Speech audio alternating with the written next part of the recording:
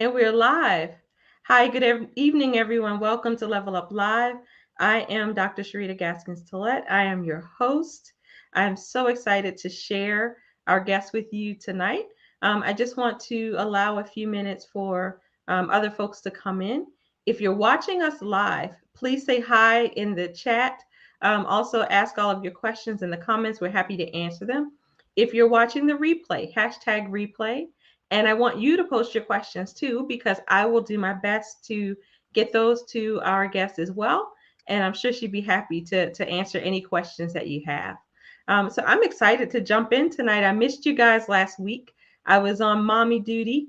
My daughter had a dress rehearsal for her dance recital that I could not adjust the schedule. So I'm sorry to have missed you guys last week and happy to be back tonight. So let's introduce our guest. So, our guest this evening is Dr. Sheneka Horne. Dr. Horne is a first generation Caribbean American physician coach, global health pediatrician, and the creator of the Blk Doctor.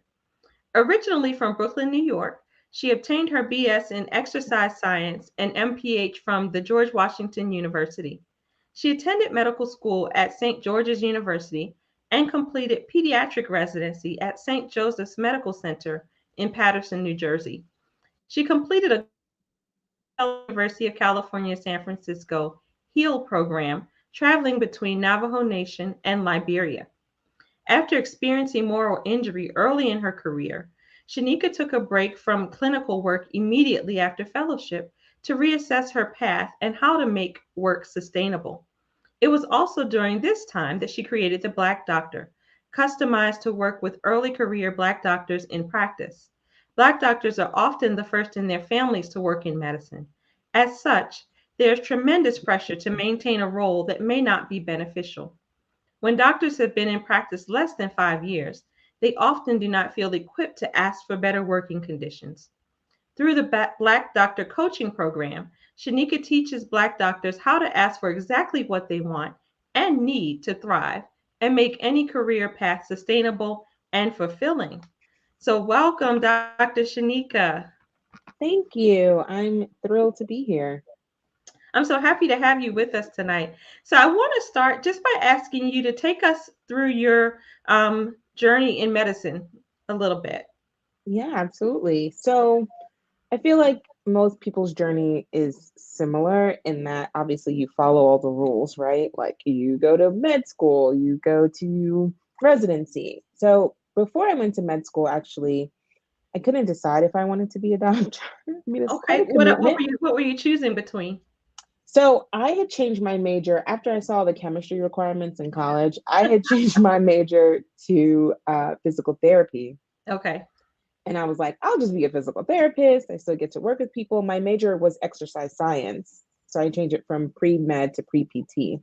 So I'm like, this is great. I'll just, do all the similar things. I did a summer as a physical therapist intern, and I thought it was so boring. Ah, And I was like, I can't no. do this forever.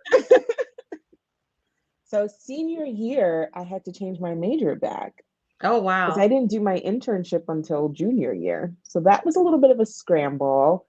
And then I took orgo like during the summer, like really just trying to like catch up and do all the Right, things. right. Um, and then even after that, I was kind of like, well, I mean, it's just a lot. Like, is that definitely what I want to do? So I ended up doing my MPH first because I was convinced that I could find some public health topic or area to work in that was medically adjacent.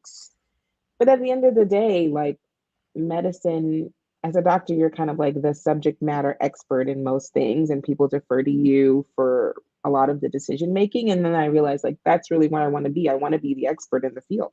Right. Yeah. And I mean, and the reality is once the bug bites you, it doesn't really let you go. I mean, at least No, that's what I found in my experience. I fought hard. Okay. So now you did med school, you did residency and fellowship. Yeah. So tell me about your fellowship. It sounds interesting. Yeah, so I did a pediatric residency and I rotated through all the subspecialties and I just was not swayed by any of them. And I was like, well, do I want to do general peds? I'm not sure. I really like the variety of things that you get to do when you're in residency. So I opted to do a global health fellowship. And there's a few global health programs around the country. So the one I did was through University of California, San Francisco. It's their HEAL program. And it really focuses on like leadership and health equity, which I thought was really appealing to me. Plus, you get paid to travel, so why not, Yeah. right? Um, so I spend half of the year. It's a 2-year program, and for each year, you spend 6 months in a international location. So I was in West Africa and Liberia, and then you spend the other half in a rural location, usually affiliated with Navajo Nation. So I spent one half in Arizona and the other half in New Mexico I on the see. Navajo Nation. So. So tell me, how did those experiences shape you and change you and help you to be who you are today? Yeah. So honestly, I think part of the reason I went into fellowship was I was already feeling kind of burnt out. Like I had seen what my attendings were doing, staying late and feeling stressed. And pretty much they just had really bad work boundaries, which I think most of us have, honestly, because we give our all to our job. Um, but I thought, okay, let me pursue global health. At least I'll get a chance to do something and to see systems differently, like across the world. And I think that that's an important perspective to have is to look at different health systems and see how they function, and also to like meet a lot of different doctors and see how they operate, because you get to choose like the best of all of these different practices.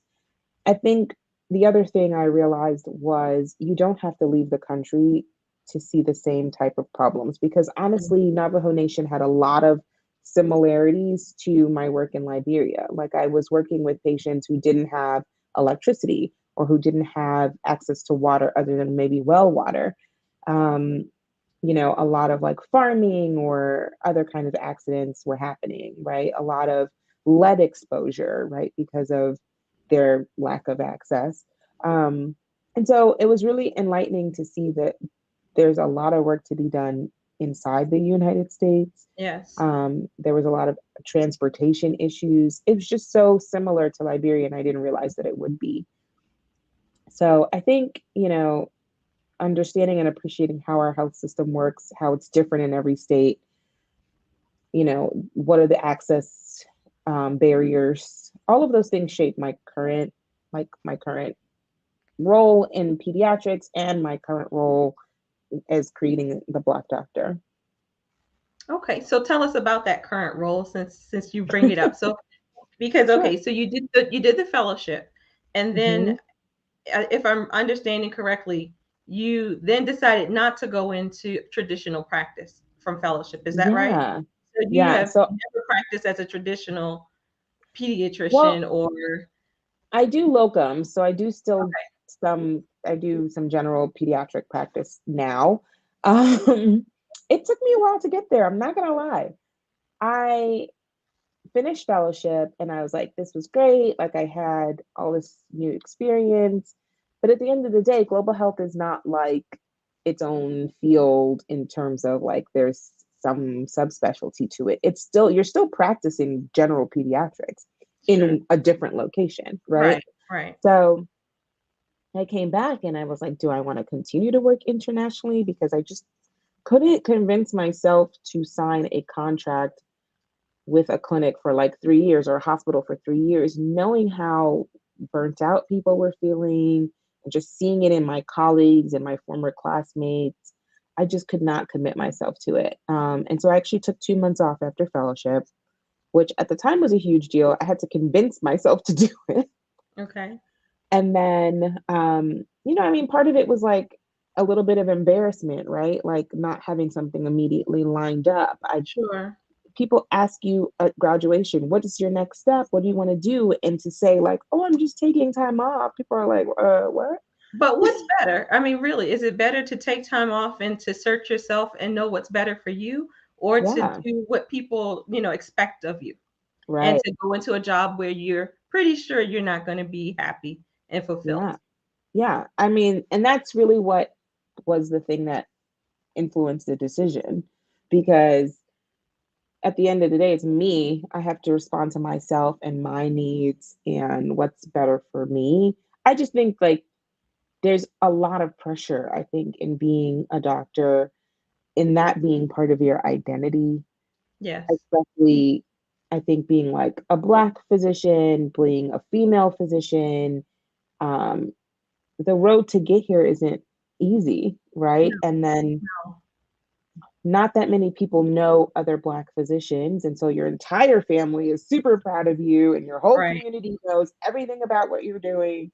And so to be like, I don't really like this, I want to step away, I need to take a break, Yeah. before I even started making the big bucks, Right. they were Right. like, That takes courage. I yeah, commend you for being true to yourself.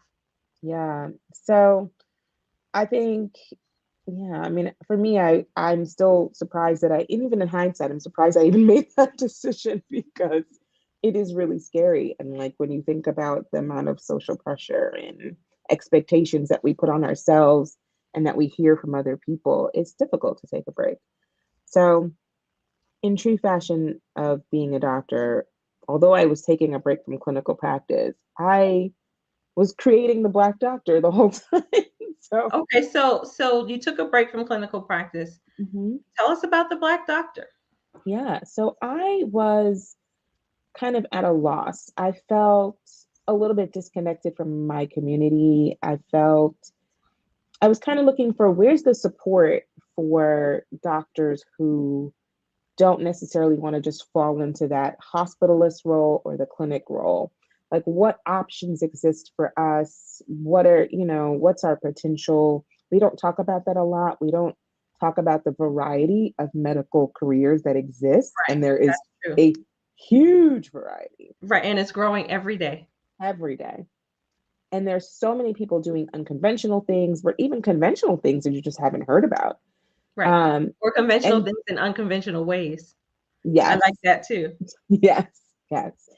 And so I, created the Black Doctor kind of almost as a support to myself, if you will, like maybe unintentionally, but that's really Sure. what it was. It was me seeking answers, trying to connect with other Black doctors, trying to form community. So when I started out, my mission was to form community amongst other Black doctors, to form support and to show what all the different career paths are, and to learn for myself what those options are, and to figure out how to get us to either have some kind of sustainability either in medicine or outside of medicine, either way, um, but not having to figure out everything alone.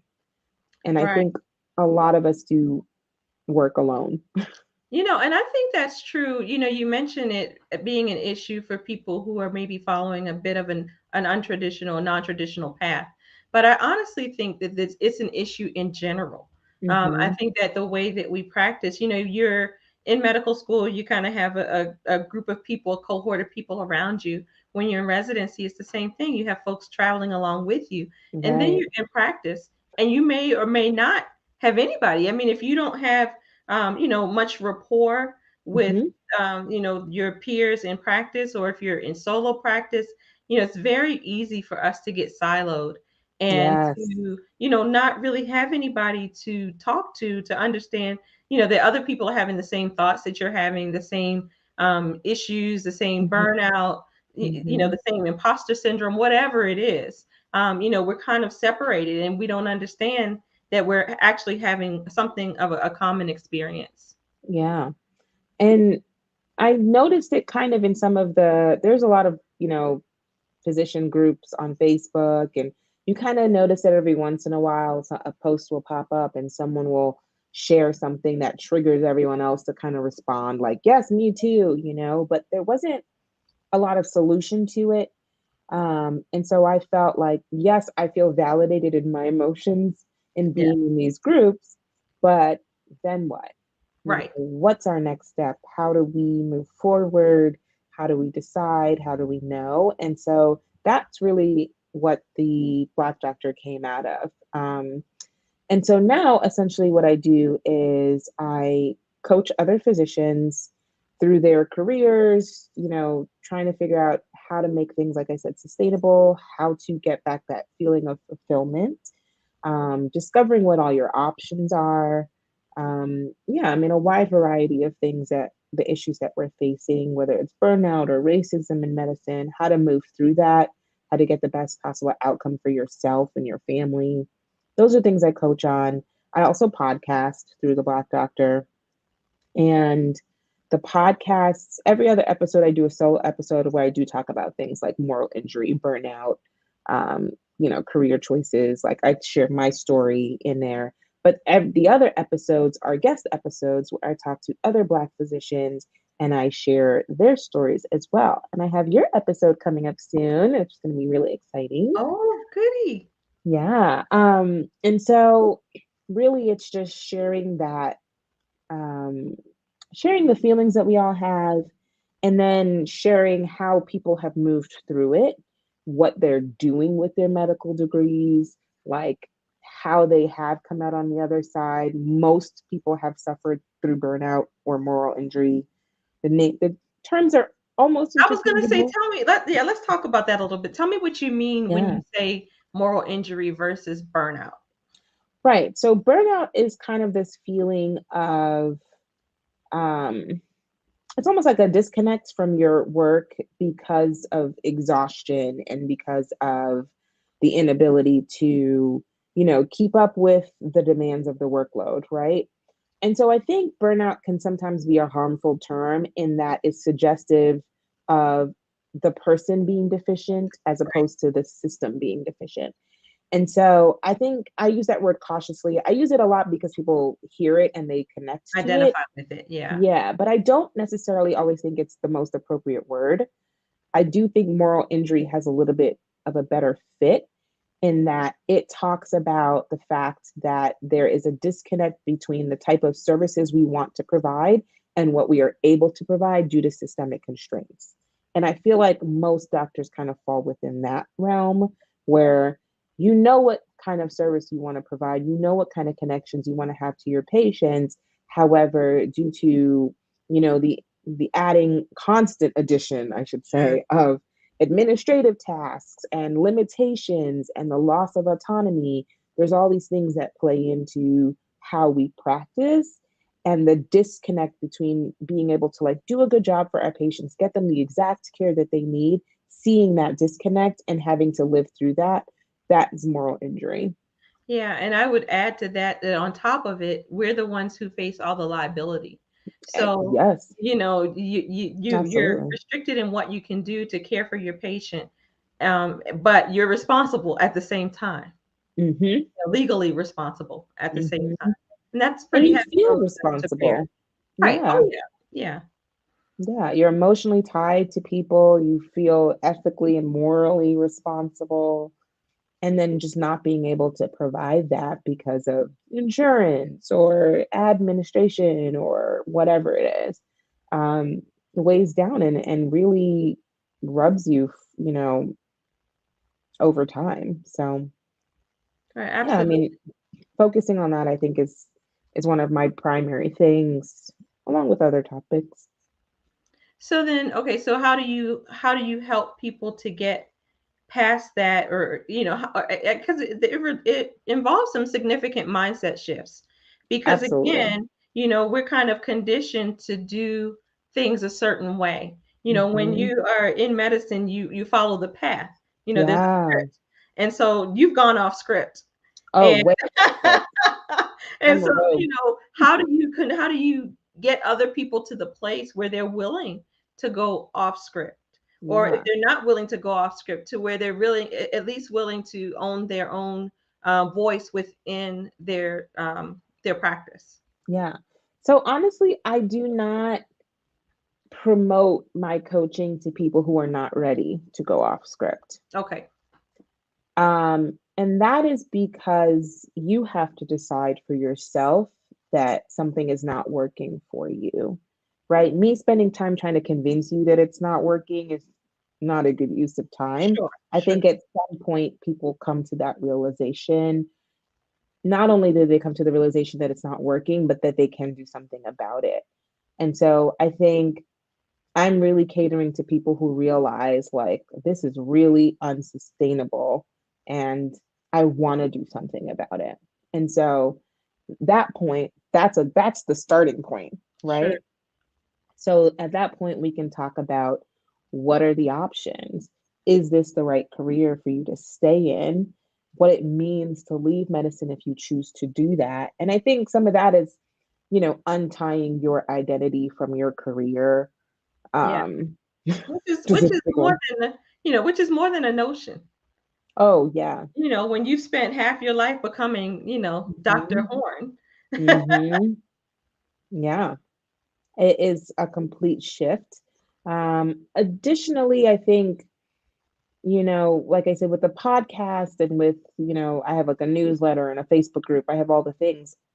Part of that is just so people can, even if they're not quite ready, they're not sure what's out there, it's just showing the possibility. Right. Yeah, and So, that's huge. I mean, it's yeah, kind of see one, do one, teach one right. kind of thing, Yeah. and it just really is helpful to see other people who have a similar background to you doing something Hmm. extraordinary to give you the courage, To do it. to do it yourself. Yeah. Yeah. So I try to showcase both doctors who are continuing to practice and people who have shifted out of practice. And so that's a lot of the outward facing stuff, like the publicly accessed stuff. And then when you're ready to make that decision, obviously there's a lot that goes into that, right? So, how do you navigate changing either how you practice or navigating out of practice? Those are very personal decisions, and a lot of things have to, kind of fall into place for you to make that change. And so that's where the personal coaching comes in. So, talking to your individual situation, making decisions that are best for your family. How do you make an exit plan if that's what you choose to do? Managing your student loans and doing all these other Yes, things, right? yes, Um, and then if you choose to stay in practice, there are absolutely ways to make it sustainable, even in your current practice. If something is terrible, I've worked with doctors who just through coaching have been able to maintain their work in their existing places of employment, even though previously it was almost intolerable. So, reducing the daily anxiety and the work stress and being able to leave on time, being able to not work on weekends, like all of those things are available to you. You just have to know how to do it. And so, because I've spent a lot of time and years with other people who are doing it and doing it myself, basically, through coaching, I'm able to help people make that shift a little bit faster and without having to like make the errors that you would make if you're trying to figure it all out by yourself. okay. So now you are doing the Black Doctor, but also you're doing locums, Yes. right? And so for those who aren't physicians, locums is like temporary work for physicians. Yeah, it's like a contract work. And so tell us how that has impacted your quality of life, that the way that you have your life structured. Yeah. So it took me a while um, to realize that I actually enjoy clinical practice. In pediatrics, all my patients are cute. Like I love babies. I love talking to parents. I love teaching people new things. I love being involved in like shifting a child's health, you know? And the issue that I was having was that I just didn't enjoy all the administrative constraints and insurance constraints that were being placed on me. And that's really what sucked the joy out of the career. But I had lumped everything together in my head. So when I was taking a break, I was like, I'm done with this. I don't know if I'm going back. I'm over it, you know? And then after looking back at it, I'm like, but there are components that I enjoy. The things that I signed up for when I decided to be a doctor are the things I still want to do. And I was also thinking, like, there are not that many Black physicians. We're 2%. 5%. Well, yeah, Well, is women it two? too. Women, Two, women are yeah, 2%. women is 2 Yeah. point, yeah, it's 2%. Total Black physicians, men and women, is about 5%. Um, and so I was like, well, if we all quit, who serves our community? Right. Right. And if if the issue is not that people don't want to practice, but that they just don't like the current climate, we can fix that. Like we can Right. change that. And just in time, in April, JAMA released this article. I don't know if you saw it, I did. but it said that in a single county, if there's one Black physician in a single county, the lifespan of the Black residents in that county increases by a month, just by the presence of one Black physician.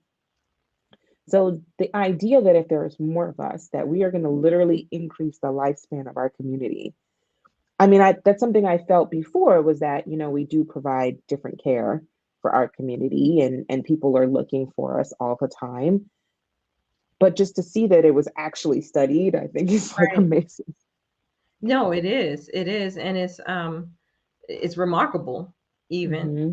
And it puts a big burden, on us as Yeah, well, of course.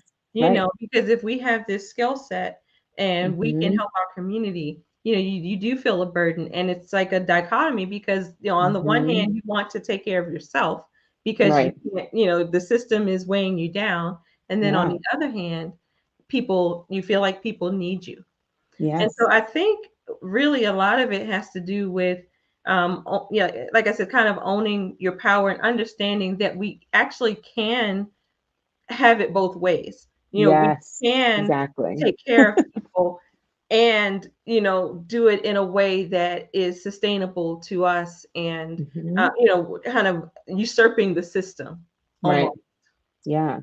So now clinically, the way I practice is I've chosen to do locums. I think that that's the best solution for me, because I can negotiate the days of the week that I work. So I only work part time. I never work Fridays, Saturdays, or Sundays. I don't do overnights, on calls. Like those are not for me. Right. I generally work in places that allow me to have more time with my patients. So, for my first full year out of fellowship, I worked for the government actually at a refugee camp since the US pulled out of Afghanistan. They had a lot of refugees migrate to the US. And so they had to do screenings, and then a lot of them were in refugee camps in the US. So I worked in two of the refugee camps, one in New Jersey and one in Virginia, providing urgent care, pediatric care, and then also immigration screenings for children that had migrated to the US. So like and that has no time frame in terms of like Sure. there's no insurance that I'm reporting to and all Right. of that. So Right. it really affected my practice in a really positive way. And now I'm working at another clinic also that just had a need, and the workload is not so heavy that I feel overwhelmed. But being able to negotiate my rate of pay, being able to negotiate my hours, I write into the contract like dates that I'm unavailable. So last year I traveled to 6 countries, like 7 states, and the freedom is mine to do so. So that's how it's impacted my practice. So what do you think? Because you're fairly early in your career and you did Hmm. this right out of fellowship. Hmm. What do you think made you different from your classmates? Um, I don't know. I think part of it is I have spent a lot of time kind of learning myself and learning my boundaries. I think I'm pretty in tune with myself and my needs. And I've been spending, I've gone to therapy, I've had coaching myself. So I've spent a lot of time, navigating what it means to be true to myself, what it means to have and uphold boundaries. And so when you're on that path, I think it makes it easier to see what your needs are and how you can uphold them. And so that's work that we all should do and have to do. But I think I was on that path since residency. So I think it made it easier to transition out of training, having those kind of set. I mean, it's not easy. I mean, I still have Sure, sure. boundary things that are challenging for me. Um, but yeah, learning how to communicate my needs, learning how to change my mind and not feel like worried about what people are going to think or the expectations, learning how to say no to additional work. All of those things you just have to work on. Those are skills we learn. No one teaches us. in medical school or residency Right. or fellowship. So, But I think it's interesting that you learn to care for your own needs, though, to mhm, acknowledge that you have needs, because I yeah. feel like in medicine it almost gets beaten out of us. I use a term sometimes, dishonoring our personhood.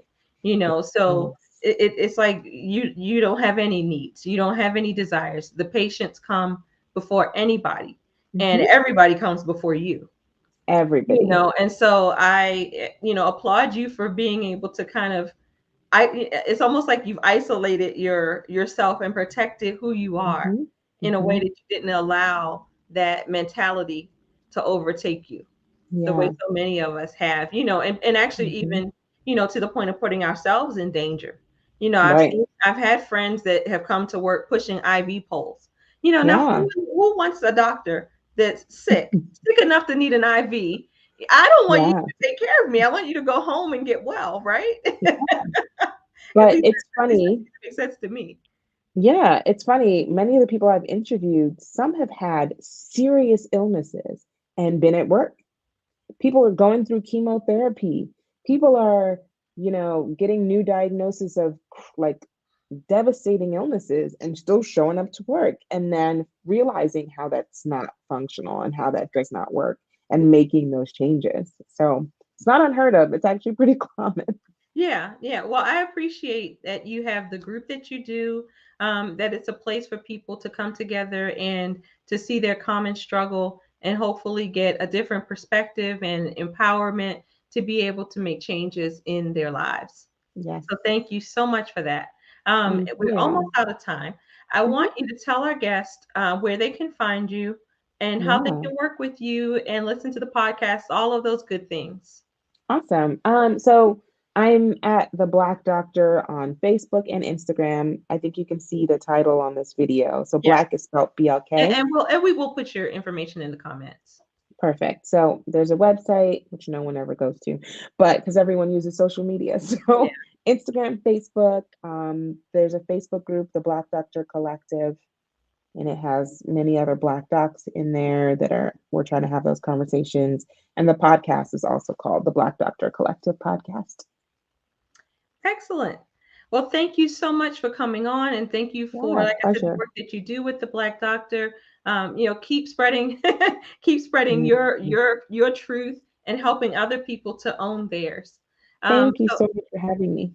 you're very welcome. I thank you guys for joining us tonight. Like I said, if you do have questions, you can put them in the comments. I'll be happy to pass them on to Dr. Sheneka. If you're watching on YouTube, please like and subscribe to the YouTube channel. If you're watching on YouTube and you're not a member of Level Up Lady Doc, I invite you to join the group because it's all about community. Just like Dr. Sheneka talked about, being, people kind of being off to themselves and not having a place where they can interact with other doctors that maybe think a little differently from the what is considered to be the norm. That's what Level Up is all about. It's a community for female physicians to come together and help each other to up level, to own our truth and become empowered to live the lives that we want to live, not the lives that people tell us we have to.